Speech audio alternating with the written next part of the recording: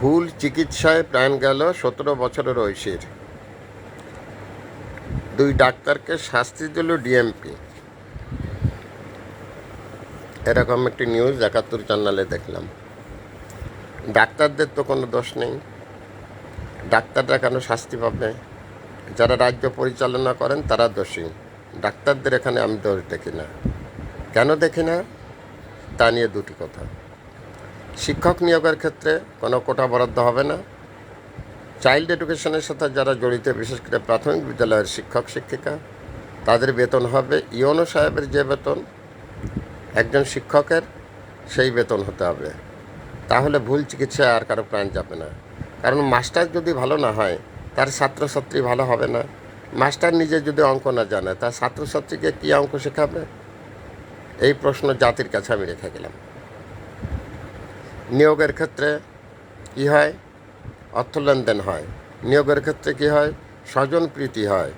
নিয়োগের ক্ষেত্রে কী হয়? আত্মীয় প্রীতি হয়। নিয়োগের ক্ষেত্রে কী হয়? তদবির বাণিজ্য হয়। নিয়োগের ক্ষেত্রে কী হয়? কোটা বরাদ্দ হয়। নিয়োগের ক্ষেত্রে কী হয়?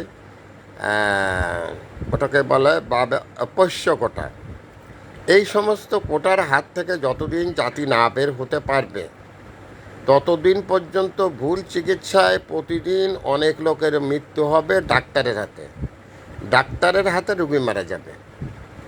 আর এর জন্য তাদেরকে শাস্তি দেওয়া কোনো রকমই উচিত না। উচিত হচ্ছে যারা রাষ্ট্র পরিচালনা করছেন, হাইকমান্ড যারা, শাস্তি তাদের প্রাপ্য, কিন্তু তারা শাস্তি দিচ্ছেন আরেকজনকে। সিস্টেম বদল করতে হবে। রাষ্ট্রে এখন সিস্টেম বদল করার সময় এসে গেছে।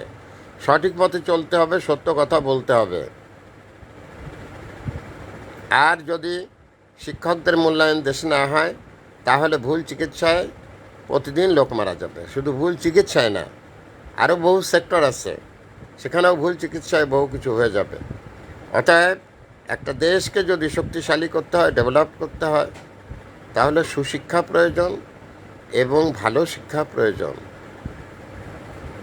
যে সমস্ত ডাক্তাররা ডাক্তারিতে এসেছেন, হয়তো দেখা যায় কোটায় এসেছেন, পোষ্য কোটায় এসেছেন, ঘুষ দিয়ে এসেছেন, বিভিন্ন কারণে আজ ডাক্তারদের ভিতরে অনেকেই আজকে কি ইনঅ্যাক্টিভ। ডাক্তারের কোনো জাতও না, কিন্তু ডাক্তার এই পাশে বসে আছে, আর তার হাতে এইভাবে রোগী মারা যাচ্ছে, প্রতিদিন মারা যাবে। এর জন্য ডাক্তাররা দোষী না। এই যে 2 ডাক্তারকে শাস্তি দেওয়া হলো, এই শাস্তি তাদের প্রাপ্য না, এই শাস্তি রাষ্ট্রের প্রাপ্য, যারা এই দপ্তর পরিচালনা করে অথবা যারা দেশ পরিচালনা করে, যাদের হাত দিয়ে দেশের আইন প্রণয়ন হয়, পার্লামেন্টারিয়ান। এই শাস্তিটা তাদের প্রয়োজন ছিল, কিন্তু শাস্তি দেওয়া হলো ওই 2 ডাক্তারকে। 17 বছর ঐশীর প্রাণ গেল ভুল চিকিৎসায়। এভাবে শুধু একজনের প্রাণ যাবে না, প্রতিদিন অনেকের প্রাণ যায়। কে তার হিসাব রাখে? Thanks a lot. Viral sir Mohammad Fakhrul Alam master, বিনা বেতনের পারিবারিক পাঠশালার শিক্ষক। মোবাইল কন্ট্যাক্ট নং 01935204804। এটা আমার বিকাশের নাম্বার। আমি একটি বিনা বেতনের পারিবারিক পাঠশালার শিক্ষক।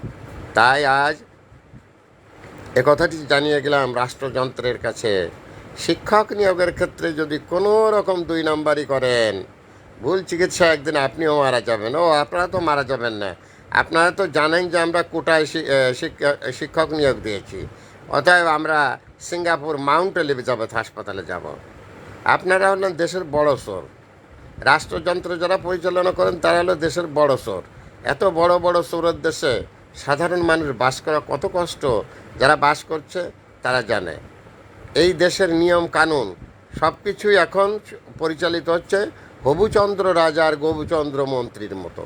Thanks a lot. Viral sir Mohammad Fakhrul Alam master, বিনা বেতনের পারিবারিক পাঠশালার শিক্ষক। মোবাইল কন্ট্যাক্ট নং 01935204804। এটা আমার বিকাশের নাম্বার। আমি একটি বিনা বেতনের পারিবারিক পাঠশালার শিক্ষক। যাহা বলিব সত্য বলিব, সত্য ছাড়া মিথ্যা বলিব না, দরকার হলে মরে যেতে রাজি। Thanks a lot. Viral sir.